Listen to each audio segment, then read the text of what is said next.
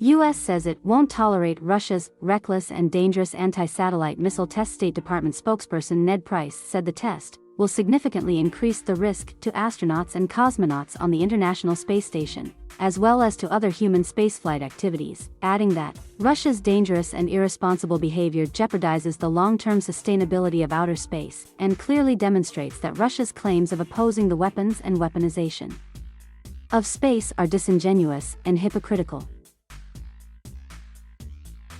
Price said the U.S. would consult with allies and partners on a response, adding that the test generated hundreds of thousands of pieces of orbital debris. The test has so far generated over 1,500 pieces of trackable orbital debris and hundreds of thousands of pieces of smaller orbital debris that now threaten the interests of all nations, Price said during a State Department press briefing. Irresponsible, I don't want to get ahead of specific measures that we may pursue, that our partners and allies may pursue, but we are going to continue to make very clear that we won't tolerate this kind of activity, Price said, adding that the U.S. wanted to make very clear why this is so dangerous, why this is such irresponsible conduct on the part of a nation-state.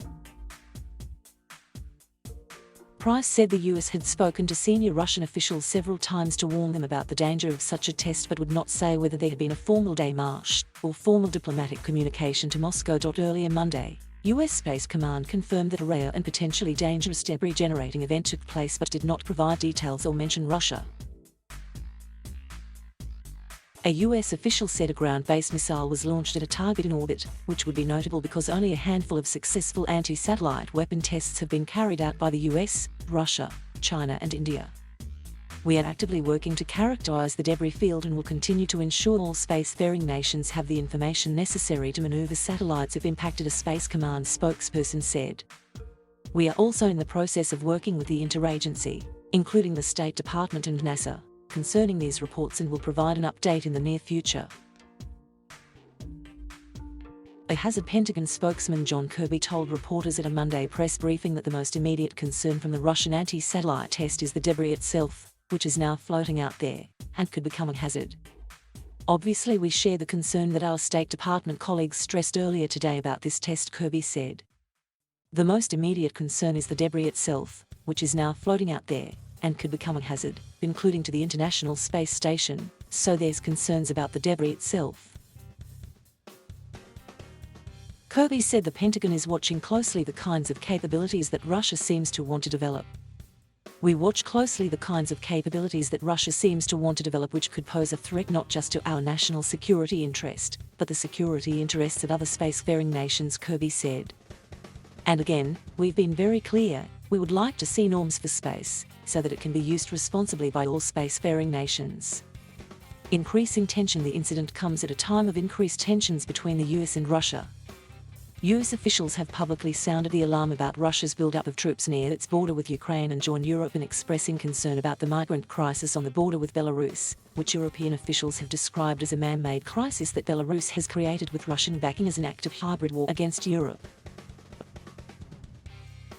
On Monday, the crew on board the International Space Station had to quickly don their spacesuits and jump into their spacecrafts in case the station was hit by some passing debris, according to Russia's space agency, Roscosmos. It remains unclear if that debris was generated by the Russian anti-satellite weapons test. When asked if the US knew whether the debris mentioned in the Russian statement had been generated by Moscow's test, and about reports that staff on the International Space Station had to seek shelter, Price referred reporters to Russia and stressed that both American astronauts and Russian cosmonauts were affected. NASA did not immediately respond to a request for comment. There are currently 7 astronauts on the space station, including NASA astronaut Mark Van Hay, Russian cosmonauts Anton Shkaplerov and Pyotr Dubrov, as well as the newly arrived Crew 3 mission team, NASA astronauts Raja Chari, Thomas Marshburn, Kayla Barron and European Space Agency astronaut Mitfitz Mora. On Monday morning, Shkaplerov tweeted, "Friends, everything is regular with us. We continue to work according to the program. The space station is at risk of impact from objects too small to be tracked as it orbits 220 nautical miles above the Earth. These tiny objects could be pieces of rock, micrometeorites, dust particles or even flecks of paint that chip off of satellites."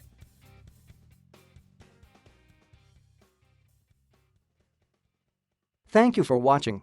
Please subscribe